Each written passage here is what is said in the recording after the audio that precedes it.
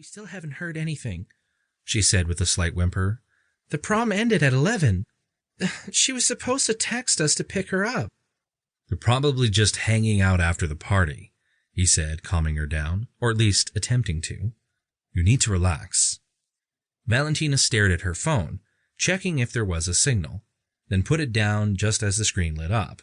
Relief washed over her as she saw her daughter's name on the display.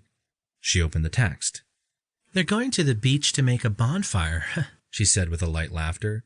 She's asking if it'll be okay that she stays out a little later.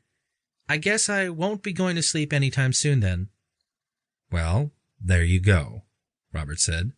Your daughter is just having a good time for once. High school has not been easy for her, but now she finally seems to be enjoying herself. Don't ruin it with all your worry, please. Chapter 2. Valentina stared at the clock on the wall.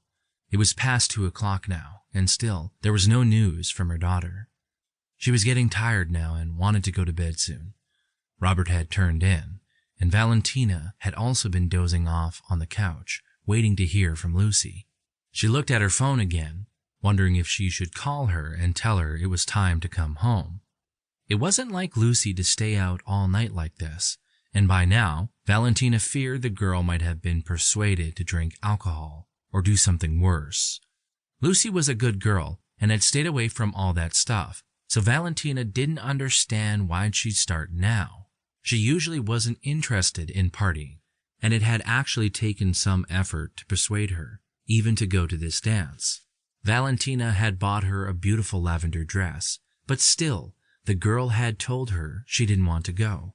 But then some weeks ago, she had come home and suddenly told Valentina that she had changed her mind, and that some kids from the school had asked if she was going and had been friendly toward her. There was also a boy, she had admitted, who had told her he thought she was cute. Valentina had thought it was wonderful and hoped that things were finally shaping up for her, like her mother had wanted for so many years. They had gone through so much bullying and so many bad times with no friends in school that Valentina had thought this was an answer to her prayers. But she hadn't expected her daughter to stay out so late. Now, she didn't know what to do. She did know, however, that 2 o'clock was way too late, and it was time to put a stop to it. She walked up the stairs to her bedroom and woke Robert. She hasn't texted yet. I fell asleep, but now I think we need to get her home. It's 2 o'clock, she said. Robert sat up in the bed and cleared his throat. Really? That is too late. Call her and tell her I'm on my way. Robert rose to his feet and found his jeans, then put them on. Valentina was about to call Lucy when Robert's phone on his nightstand rang. They shared a brief look, then he grabbed it. It's her, he said. It's Lucy. Valentina breathed, relieved, but the feeling was soon replaced by anger over her daughter's reckless behavior. Lucy knew this was way too late. She was being very irresponsible. Robert picked up the phone and held it against his ear. A voice could be heard on the other end and was yelling loudly, so Valentina could hear it vividly even if she couldn't make out what was being said. But she did realize the voice didn't belong to her daughter. Robert's smile froze, and his eyes became steel gray. Who is this? Who is this? Robert looked at the display as the connection was lost. Who was that? Valentina asked fearfully. What did they say, Robert? But Robert was unreachable at this point. His nostrils were flaring, his eyes ablaze with anger. Robert, who was that? He grabbed his shirt and put it on while running into the hallway and down the stairs without uttering a single word to his wife.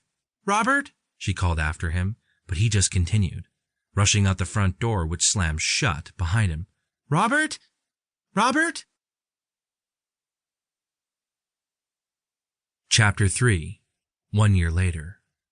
Hey, you. Yes, you. I'm talking to you. I approached the guy in the alley. I couldn't see his face or the young girl's face enough to see their eyes or their features, but I didn't have to. I knew exactly what was happening. This girl is no more than a teenager, and you're selling crack to her? I said. What kind of monster does that? The lanky guy